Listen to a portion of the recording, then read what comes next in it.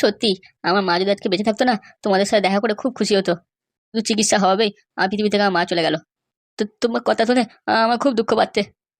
আমি অনেক কষ্টে আমাকে গরিব ঘরেতে আমার ঠাকুমারা বড় করেছে।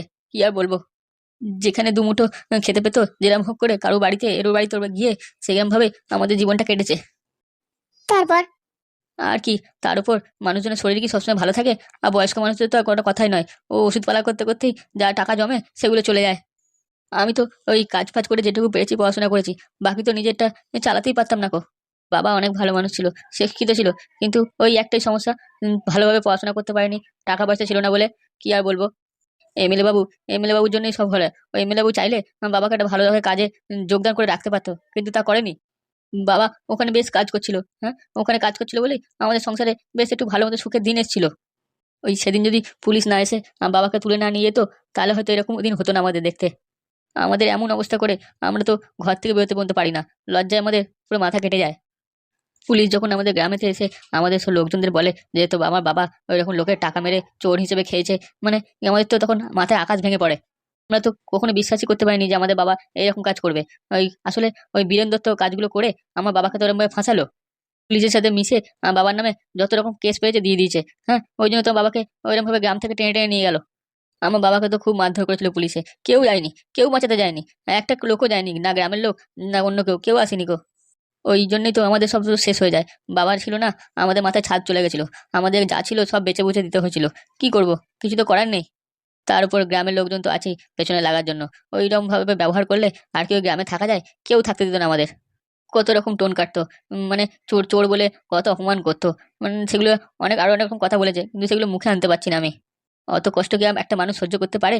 হ্যাঁ, আমার বাবা কি আমার বাবাও তো মানুষ একটা। ওই জন্য তো মানুষটা চলে গেল। আমাদের শেষকালে পথে বসা ছাড়া আর কোনো উপায় ছিল না। আমাদের সব শেষ হয়ে গেছিল, কিচ্ছু ছিল না। আমার ঠাকুমা তো ওই জন্য এখনো পেটে খিদের দায়তে লোকের ঘরে গিয়ে বাসন থালা মাজে। কি আর করবে বলো, বাড়ির উঠোন ঝাড় দেওয়া যত রকমের কাজ আছে সব কিছু করে। কিন্তু আগে তো যাও বা ঠাকুমা কাজ করতে পারতো, এখন তো করতেই পারে না। বয়স হয়ে গেছে, আমি বড় হয়েছি, তাই আমাকে এইসব দায়িত্বটা নিতে হয়েছে নিজের কাঁধেতে। আমাদের কোনো দোষ ছিল না, আমরা লোকে কারো ক্ষতি করিনি। ওই এমএলএ, এমএলএ তো যত নষ্টের গোড়া। ও যদি আমাদের না ফাঁসাতো তাহলে আজকে আমাদের এই সময়টা আসতো না। তাই জন্য তো আমার মনে এত রাগ ওই এমএলএর জন্য। যেরম হোক করে আমি ওই এমএলএ কে ছাড়বো না কো, ওকে আগুনে জ্বালিয়ে দেবো আমি। এই এমএলএ কি করে তুমি কি করবে তাহলে? ওইটাই তো আমার মাথায় প্ল্যান আছে, কিন্তু তোমাদেরকে ভাবলাম নিজের মনের কথাটা শেয়ার করে দিই, যদি তোমরা কিছু আমাকে বুদ্ধি দিতে পারো। তা ভাইপো, এমএলএর সাথে তুমি বদলাটা নেবে কবে? ওটার অপেক্ষাতেই তো আছি আমি। আমি কি ছেড়ে দেবো নাকি এমএলএ কে? হ্যাঁ, ওকে এমন অবস্থা করবো, বলেছি না, আমার বাবার যেরকম অবস্থা হয়েছে গ্রামের লোকেরা ছিচি করেছে, ওর উপরও গ্রামের লোকেরা ছিচি করবে। আমি ওই জন্যই তো সব কাজ ছেড়ে দিয়েছি, সব দিক ছেড়ে দিয়েছি। আমার একটাই লক্ষ্য, ওই এমএলএ বীরেন দত্তকে শেষ করা। আমি তো ওই জন্যই ওর সাথে আছি, যাতে ওর জীবনটাকে আমি নষ্ট করতে পারি। আমি এত সহজে ওকে ছাড়বো না। ওদের ঘরের সুখ শান্তি সব আমি কেড়ে নেবো, সব কেড়ে নেবো। ওদের চোখে আমি জল ভাসিয়ে দেবো একবারে। ওরা কিচ্ছু বুঝতে পারবে না যে ওদের সাথে কি হলো, কি করে হলো, আর কেই বা করলো। রাস্তার ভিখারির থেকে ওদের খারাপ অবস্থা করে দেবো, কাঙালের থেকেও কাঙাল করে দেবো আমি ওদেরকে একদম পুরো। গ্রামের প্রত্যেকটা গলিতে যেখানে যাবে লোকেরা ওকে দেখে টোন কাটবে, ছিচি করবে, থুতু দেবে। আমি শুধু ওই দিনটার অপেক্ষাতেই দিন গুনছি। তুমি বুঝতে পেরেছো? আমি যে তোমাকে বললাম, তোমাদের তোমাদের সাথে আমার কোনো শত্রুতা নেই। আমি শুধু ওই এমএলএ ছেলের সাথে পরীর বিয়েটা দিয়ে দেবো, তারপর ওর সংসারে যেরকম খেলা দেখানোর আমি দেখাবো। আমি ওই জন্যই খিদিরপুরে গেছিলাম, আমি তোমার জন্য যাইনি গো। আমি তো এমএলএ ভরসা তো জিতে নিয়েছি। মানে এমএলএ, এমএলএ বউ, এমএলএ বাড়ির লোক সবাই আমার উপর এত ভরসা করে যে কি বলবো। বলছি, তোমার সাথে আমি তোমার সাহায্য করবই। বলো কি করতে হবে? বলবো বলবো, তোমাকেই বলবো, কারণ তুমি জানি তোমার মাথায় খুব বুদ্ধি আছে। তোমাকে বিশ্বাস করে কথাটা যখন বলেছি, তুমি নিশ্চয়ই আমাকে কোনো না কোনো আইডিয়া দেবে। ও বাবা, হ্যাঁ, আমিও সাহায্য করবো তোমার, তোমাকে একা একা ছাড়বোই না আমি। আমার কোন রকম অত সাহায্য লাগবে না সবার তোমার। আমি একাই ওকে দেখে নেবো এমএলএ কে। ওর সাথে আমি ওরকমই ব্যবহার করবো, যেরকম ব্যবহার ও আমার বাবার সাথে করেছে। আমি আমার জীবনের একটাই লক্ষ্য বানিয়ে নিয়েছি, ওই এমএলএ কে ওর নাম ও নিশান এখান থেকে মিটিয়ে দেবো আমি। ওকে ছাড়বো না আমি। আমার ঠাকুমাটাকে নিয়ে খুব চিন্তা হয়, ঠাকুমা ছাড়া আমার কেউ নেই। ঠাকুমাটাকে কবে যে নিজের বাড়িতে নিয়ে যেতে পারবো, এখন লোকের বাড়িতে পড়ে আছে। আমার ঠাকুমারও ইচ্ছা আছে যে আমি কবে ওই এমএলএ বীরেন দত্ত থেকে পজিশন নেবো। ওই জন্যই তো আমাকে বলেছে তুই যা যা করতে হয় করবি, যেখানে যেতে হয় যাবি, কিন্তু প্রতিশোধ নিয়েই তুই ছাড়বি। কিন্তু আমি যখন বুঝলাম যে তোমরা খুব ভালো মানুষ, তোমরা নিজেরা কাজ করো, টাকার লোভে নয়, মানুষের স্বার্থে কাজ করো, নিজেদের ভালোর জন্য কাজ করো, মানুষের ভালোর জন্য কাজ করো, তখন আমার মনটা খুব কেঁদে উঠলো। আমি তাই থাকতে পারলাম না, তাই তোমাদের কাছে চলে এলাম তোমাদের টাকা নিয়ে। না না, তুমি খুব ভালো কাজ করেছো। তুমি টাকা না নিয়ে এলো, এমনি এলো আমরা তোমাকে আপন করে নিতাম। ভাইপো, তুমি চিন্তা করো না, তুমি আমাদের সাথেই থাকো। বাবা, তুমি যা কথা বলছো না, তোমার কথা শুনে তো আমার চোখে জল চলে আসছে। না না কাকা, তুমি জানো না আমার বুকের ভেতরে কতটা কষ্ট জ্বলছে। আমি যতক্ষণ না এমএলএ থেকে প্রতিশোধ নিতে পারছি আমার শান্তি হচ্ছে না। আমি চাইলে ওকে যখন তখন মেরে দিতে পারি, কিন্তু আমি ওকে মারবো না ওরম ভাবে। আমি ওকে কষ্ট দিতে দিতে মারবো, যেরকম ভাবে আমার বাবাকে মেরেছে সেরকম ভাবে, যাতে ও বুঝতে পারো যে একটু একটু করে মরার কষ্টটা কত। আমরা তো আছি তোমার সাপোর্টে, তুমি নিঃসন্দেহে এগিয়ে যাও। যা করার তাই করবো আমরা, তুমি একদম চিন্তা করবে না। আপাতত এখন আমি চলে যাব, আমার যখন দরকার লাগবে তোমাদের নিশ্চয়ই ডাকবো। না না না, তোমাকে একা একা যেতে দেবো না। আরে তোমাদের চিন্তা করতে হবে না গো, আমি তোমাদের ঠিক বলবো যদি কোনো অসুবিধা হয়। কিন্তু তোমরা এই টাকাটা দিলাম, টাকাটা যত্ন করে রেখো, বুঝতে পারলে? ভালো কাজে লাগিও, ওটা তোমাদেরই টাকা।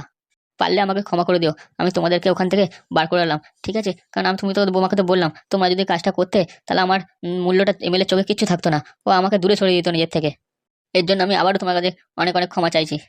দেখো, আমার নাম নাদন, আমি ছোট ছেলে, ঠিক আছে? কিন্তু তোমার কথা শুনে আমার খুব কষ্ট হয়েছে। আমি তোমাকে মানে ক্ষমা করে দিয়েছি অনেকক্ষণ আগেই। কি আর বলবো তোমায়, টাকাটা তুমি নিয়ে যেতে পারতে, আমি নিয়ে কি করবো আর? এই না না না, ওটা তোমাদের প্রাপ্য টাকা, বুঝতে পারলে? তুমি শুধু আমাকে আমার বাবার প্রতিশোধ নিতে সাহায্য করো, ব্যাস, আমি আর কিচ্ছু চাই না।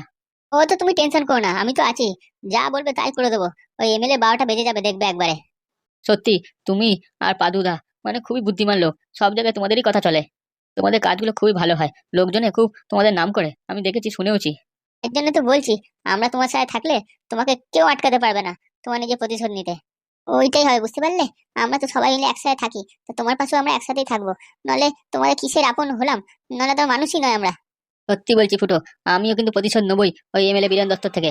তোমরা আমাকে ভাই বলেছো, আর এটাই যথেষ্ট। আমি শুনেই মুগ্ধ হয়ে গেলাম।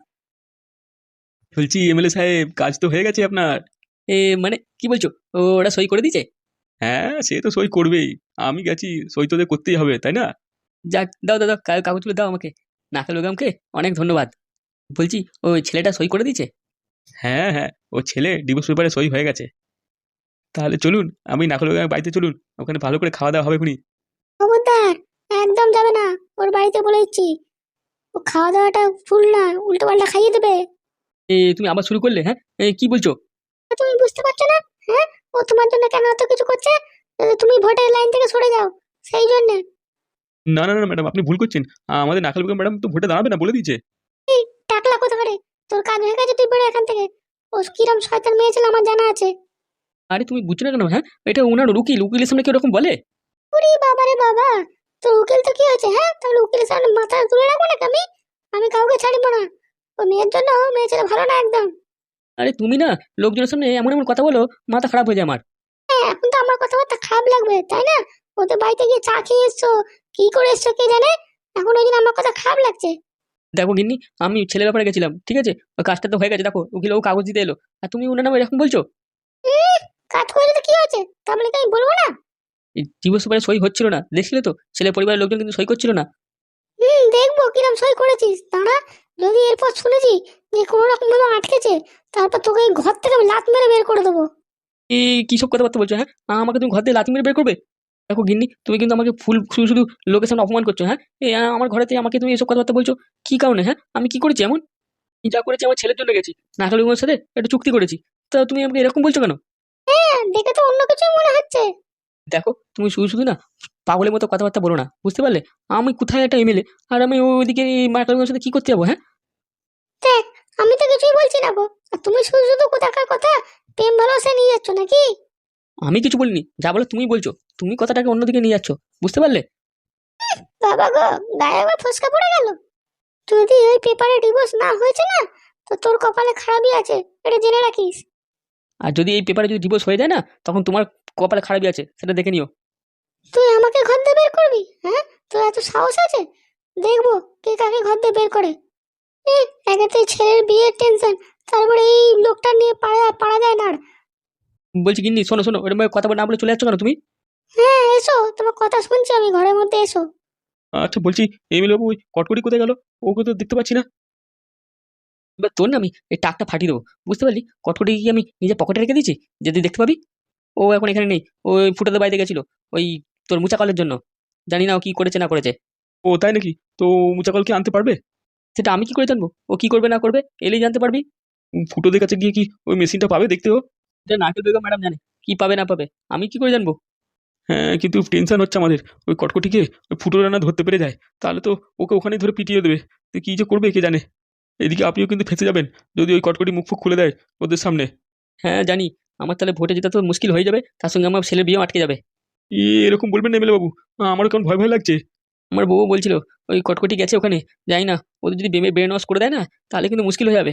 ও ওখানেই থেকে যাবে, সব সত্যি কথা যদি বলে দেয় ওদের। তাহলে তো সর্বনাশ, নাকাল বেগমের নাম বলে দেবে, যে ওরা তো বলে দেবে নাকাল বেগম ওকে পাঠিয়েছে। আমি কি করে জানবো? সেটা তুই আর না তো নাকল ম্যাডাম বুঝবি, বুঝতে পারলি? কি জানি বাবা, মুচে কলটা যতক্ষণ না হাতে আসছে না, আমার মাথা টেনশন পুরো ফেটে যাচ্ছে একবারে। আমিও তো চাই যে কটকটি মেশিনটা খুঁজে পেয়ে যায়, তাহলে মেশিনটা পেয়ে গেলে তাহলে তো আমিও কিছু টাকা পাবো, মোটামুটি 1 কোটি টাকা তো পাবো। এই টাকাটা যদি বিয়ে আগে পেয়ে যায়, তাহলে বিয়েতে ভালোমতো খরচাটা করতে পারবো। তবে জিনিসপত্র কেনাকাটা আছে, ওগুলো তো কাজে লাগাবে। তা তো আপনি বলেছেন ঠিকই, কিন্তু আমরা টাকা না পেলে আপনার নাকাল বেগম দেখবে কি করে টাকাটা? আগে তুই মোচা কলটা পেয়ে আমাকে বিক্রি করতে হবে বাইরে বিদেশে। আমি জানি না তবে কখন সেটা বিক্রি